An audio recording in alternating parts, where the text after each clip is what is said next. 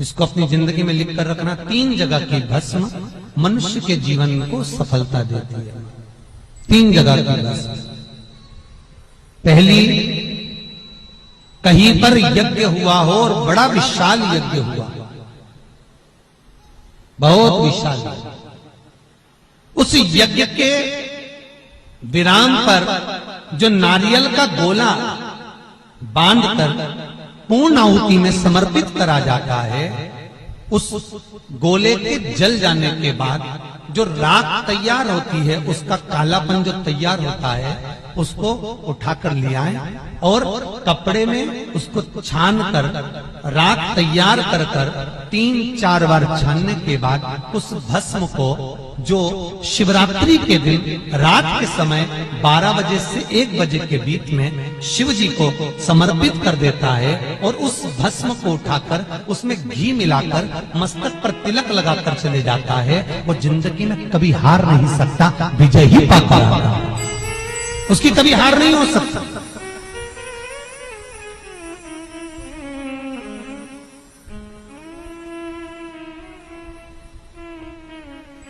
वो कभी हार नहीं सकता। ये जितने राजनेता होते हैं, राजनीति करने वाले, टिकट मिलेगा नहीं मिलेगा, टिकट मिलेगा नहीं मिलेगा, उस मझधार में पड़े रहते हैं। शिव महापुराण की कथा कहती है वो भस्म विजेता को प्रदान करती है। आपको किसी से नहीं करना, किसी के हाथ नहीं जोड़ना, केवल वो भस्म का तिलक लगाकर जिससे आपका काम निकालना है उसके सामने पहुंच जाए, आपको सुख का अनुभव हो जाएगा, कार्य सिद्ध। तो भस्म इतनी प्रबल हो, 3 जगह की भस्म। दूसरी भस्म, महाराज प्रदोष के समय पर, प्रदोष काल में, जिस दिन प्रदोष हो उस दिन प्रदोष काल के समय कोई गाय अपने बछड़े को दूध पिलाते समय जब पोटा कर दे, गाय गोबर कर दे, उस गोबर को हाथ नहीं लगाना है, उसी स्थान पर सूखने देना है। जब वो गोबर सूख जाए उसको उठाकर जलाकर उसकी भस्म तैयार कर ली जाए।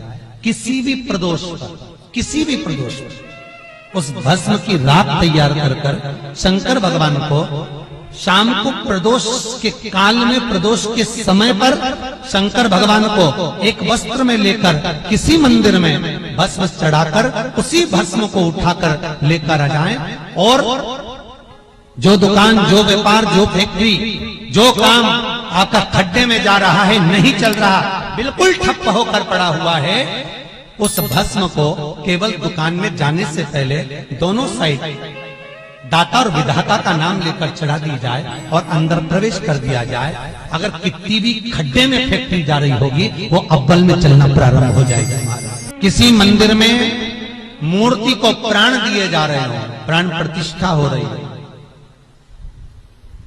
मूर्ति स्थापित हो रही है और वहां जो यज्ञ हुआ हो उस यज्ञ के बाद में पूर्ण विराम पर यज्ञ देवता को एक वस्त्र ओढ़ाया जाता है, लाल वस्त्र। आपने भी देखा होगा, कहीं हवन हुआ होगा तो उस पर लाल वस्त्र घी में भिंगोकर मलकर उसको ओढ़ाया जाता है, अग्नि देव। फिर उसके ऊपर दही का प्रक्षालन होता है। तो जो वस्त्र अग्नि देवता को प्राण प्रतिष्ठा के समय पर ओढ़ाया जाता है, उस वस्त्र की कालोच, महाराज वस्त्र की कालोच लेकर आ जाओ। आंवला नवमी के दिन हाथ की अंगुष्ठ भाग और चीटी उंगली, इन दोनों भाग पर वो कालोच लगाकर आंवले के वृक्ष के नीचे आंवला नवमी के दिन अपना पल्लू पसार कर आंवले की जड़ को अपने पल्लू में गिरा लो और आंवला नवमी के दिन ही वो आंवले की जड़ को गुल्लक में, तिजोरी में, बरकत के स्थान पर रख दो। जिंदगी में कभी संपदा कम नहीं हो सकती, संपदा बढ़ती चली जाए।